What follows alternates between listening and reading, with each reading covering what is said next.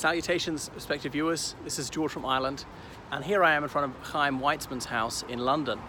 So Chaim Weizman grew up in Manchester, and he went to university there. He later became a professor of chemistry and a prominent figure in the Jewish community. He was an Orthodox Jewish man. He wasn't ultra-Orthodox, he later spent most of his life in London, but he became very involved with the Zionist movement. That is to say, the movement which said that Jewish people ought to have their own homeland, ought to have some territory somewhere in the world where Jewish people were the majority and they could frame laws to reflect their Judaic faith and so on, because Jewish people were a minority everywhere and were sometimes treated as unwelcome interlopers in these countries, in Christian countries in particular. So he thought that Jewish people wouldn't be safe, wouldn't be able to develop their cultural spaces properly until such time as they had a land to call their own. So some Jewish people have been making aliyah, I might be mispronouncing that, as in emigrating out of whichever country they lived in and into what was then Palestine. We'd now call most of it Israel. So it was a controversial idea at first, and some Anglo Jewry didn't like this idea one bit, said we are British and yes, we're Jewish, but that's a faith, that is not a nationality, and people are already accusing us of having divided loyalties, being part of some sort of worldwide conspiracy or some anti-Semitic trope like that, and all you're doing is giving grist to the mill of our enemies.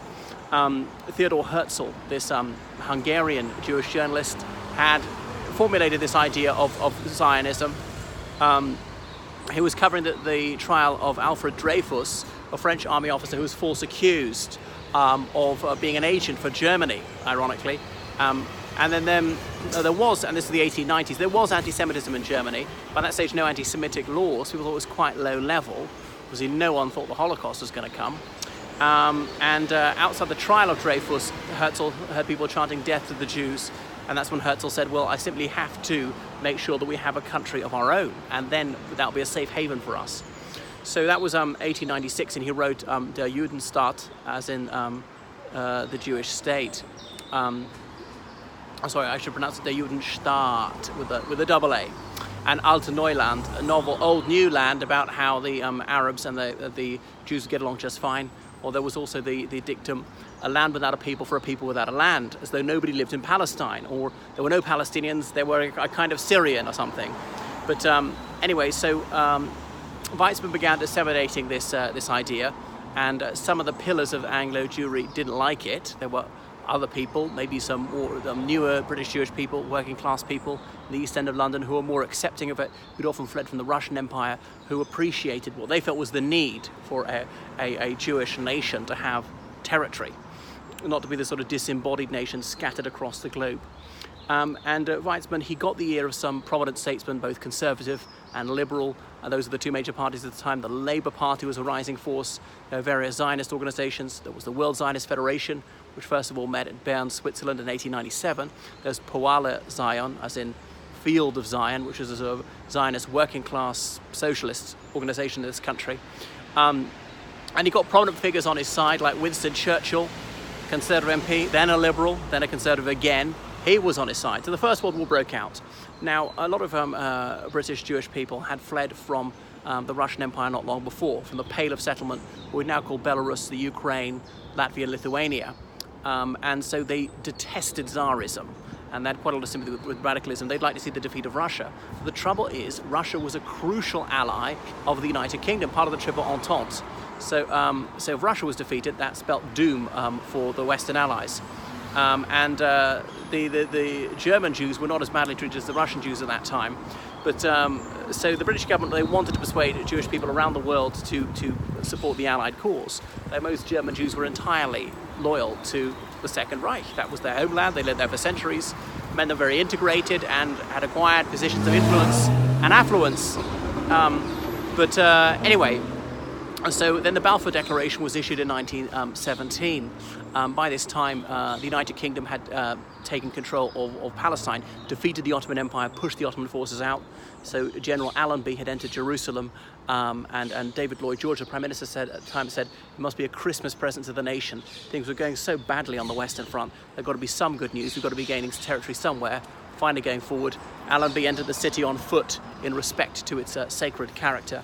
But anyway, then A.J. Balfour, the Foreign Secretary, issued this declaration saying His Majesty's government would view with favour the establishment of Palestine as a Jewish national home without prejudice to the rights of existing communities. Incidentally, it's less than 100 words long, the Balfour Declaration. Sir Arthur James Balfour, who was a former Prime Minister and indeed nephew of another Prime Minister, the Marquess of Salisbury, so he was a man of enormous consequence. And so that was that. But the thing is, what was this Jewish homeland to be? A completely independent country? A province within an Arab state? Or what? A dominion of the British Empire? It was deliberately vague. That was constructive ambiguity.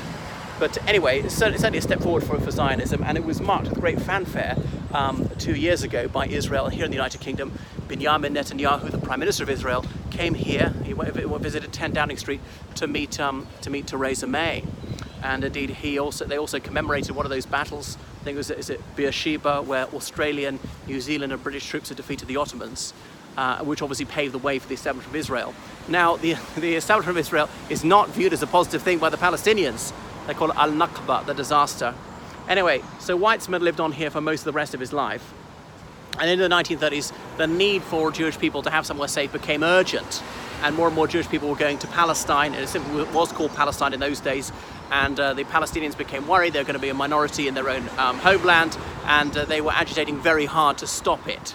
However, the Zionists here, they had positions of influence, were able to persuade British statesmen that this must be allowed. Of course, some British politicians were Jewish, politicians of all three major parties. And then the Second World War came along. But anyway, the 1930s were already fighting between Arabs and Jews in Palestine, and through the Second World War. And some of the ultra-Zionist organizations said they would fight the British as though there were no Germans, and the Germans as though there were no British. So even though the United Kingdom was about the only country in Europe that they could go to safely, some of the Zionists were still killing British soldiers. It was shocking, undermining the Allied war effort. And it began anew after the Second World War. So in 1939, the UK had declared it was withdraw from Palestine within 10 years. And the League of Nations had given the United Kingdom a mandate to govern Palestine. The League of Nations mandates were given to France, to Belgium, to the United Kingdom, Australia, and South Africa, and Japan to govern various parts of the world, far-flung territories where they said the country was not sufficiently advanced to govern itself. Most people would reject that notion, but anyway, that was what the League of Nations said, and Palestine was one of those. So Weizman, he had to trod a very tricky path in between, not upsetting the UK government too much, on the other hand, not alienating himself from mainstream Zionist opinion by being too conciliatory towards the United Kingdom. There was the murder of Lord Lemoyne in 1944, Churchill's dear friend, his representative to the Middle East, who was shot dead in Cairo by two Zionists. And so mainstream Zionist opinion denounced the murder of Lord Lemoyne. However, in the 1980s, when Israel achieved rapprochement with Egypt, the two corpses were repatriated to Israel and buried with full military honours in an act which, of course, was hideously insulting to the United Kingdom. And Churchill, who, as I say, had been very sympathetically inclined towards Zionism, was very much put off by the assassination of his chum. Anyway, so there was this internecine conflict in the late 1940s between Arabs and Jews in Palestine, with the British Army playing piggy in the middle. The UK was going to withdraw anyway, but British soldiers were still being attacked, and that caused a new outbreak of anti-Semitism here in the United Kingdom. No Jewish people were killed, but I heard there was a lot of muttering, a lot of horrid things said, saying, "God, we were the only ones who saved them. Look what they did to us." And obviously, not most Zionists weren't responsible for that. But there was a minority who were up to this kind of thing, blowing up the King David Hotel and whatnot, to achieve what was going to be achieved anyway. The UK's never said it was going to withdraw and then didn't. Anyway, so that was that. We all know May 1948, Israel became independent, so Weizman became president. David Ben-Gurion became prime minister. So Weizman was quite old, quite frail by that time. It was doubted he was capable of even fulfilling the position. But this was his heart's desire.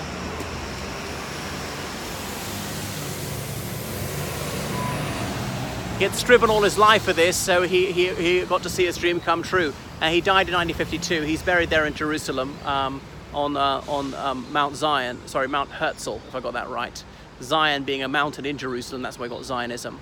So that is Chaim Weizman.